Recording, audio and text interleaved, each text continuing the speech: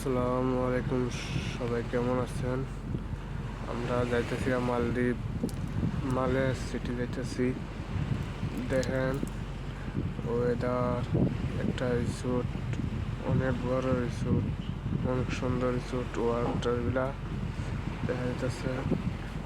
এই যে রিসোর্ট, আমরা রিসোর্টটা করতেছি মালে যাইতেছি। মালে সবাই দেখেন রিসোর্ট, সাগরটা দেখছেন, সূর্যটা ভিউ অনেক সুন্দর। সূর্য ওঠে নাই, সাগর, বৃষ্টি,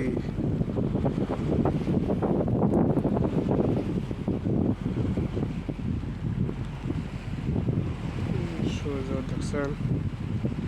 এটা হচ্ছে রিসোর্ট ওয়াটারভিলা।